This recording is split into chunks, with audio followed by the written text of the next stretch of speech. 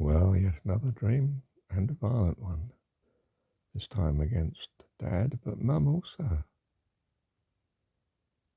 Strange, you would say. But of course it was back in the context of home. And if I was to put an age on it, I'd say I was something like 19, 20. And we explode against what we perceive as evil. And the perpetrators of such don't realize the frustration and the cost to you of their behavior. They're innocent of it, you see. And we explode in anger if we think we have enough power to do so, and become violent in expressing our rebellion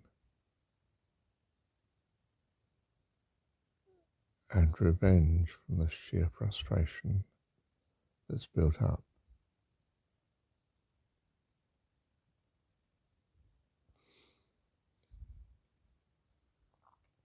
We know this if we have experienced such, being angry.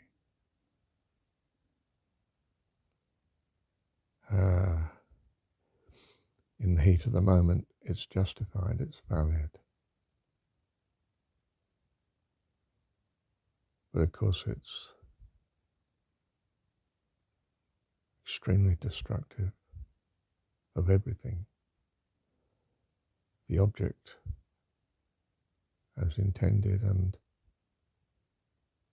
ourselves. And of course realizing this dissipates the anger.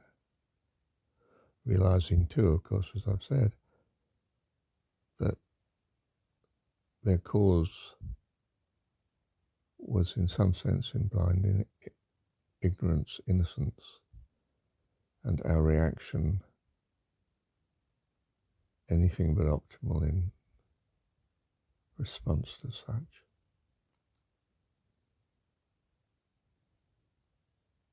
But it can explode upon us, so to speak.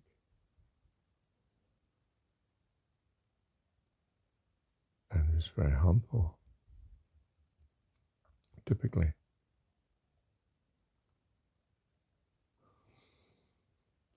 So, the avoidance of such is in knowing the cause. The cause is that someone has suffered, and the cause, the one causing such suffering is probably ignorant of such.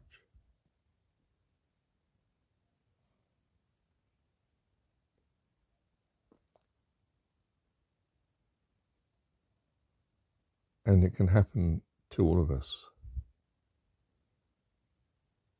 except we have this great overruling understanding and presence.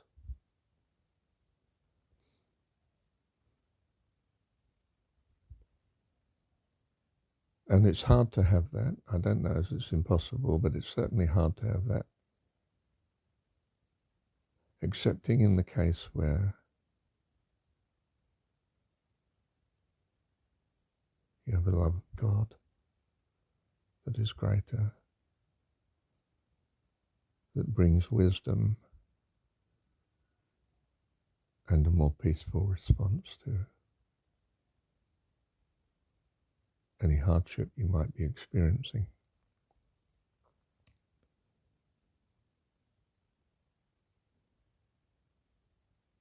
In other words, well, quite simply a godliness we need.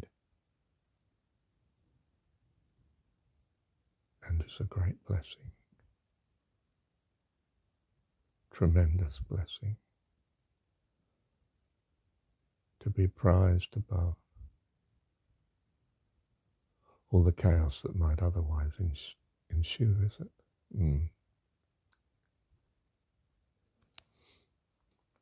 Come that you might have life and have it more abundantly.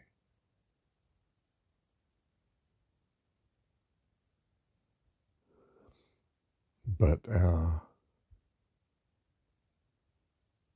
presence, even if godly, can bring great anger. And we don't realize it. Yes, we can say it's invalid, the anger, the bad response.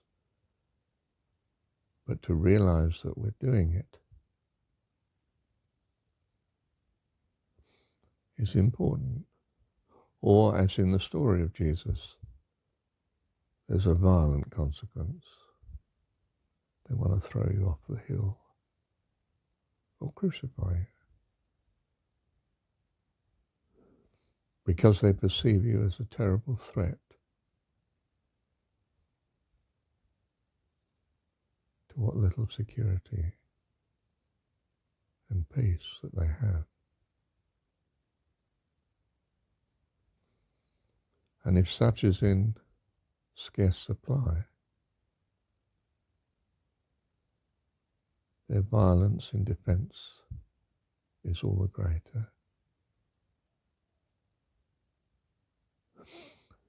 Understanding this, dear one, tread carefully. What do you think is a message of the kingdom of God? It can be explosive in some ignorant situations by those who hear, and who don't hear your message as sent, but the threat to them as received.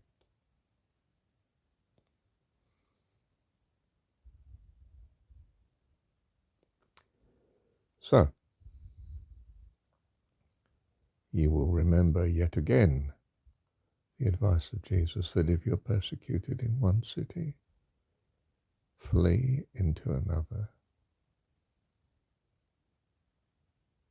We are not here to war. We are simply here to tell those that have ears to hear. Here to tell them that God is their heavenly Dad, all powerful and all loving, their dearest friend.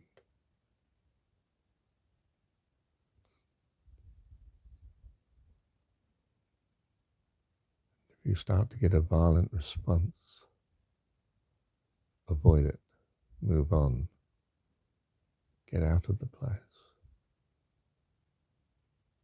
Hear me. I say this unquestionably for your own good.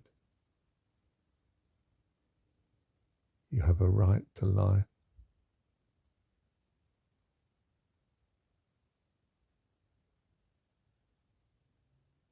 But not necessarily in their eyes.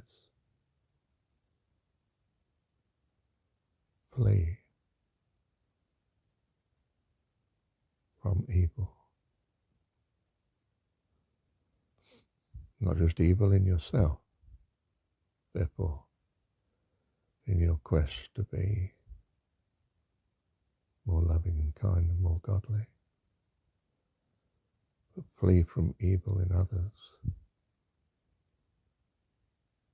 For bad company is extremely troublesome.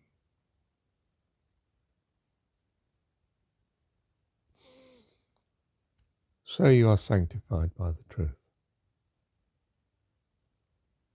In its tiny way, this little discourse is demonstration of this. If you understand the situation, the truth in the matter, then your response will be appropriate. You will simply flee into the next city. bless you, and you are blessed. Thank you, Heavenly Dad.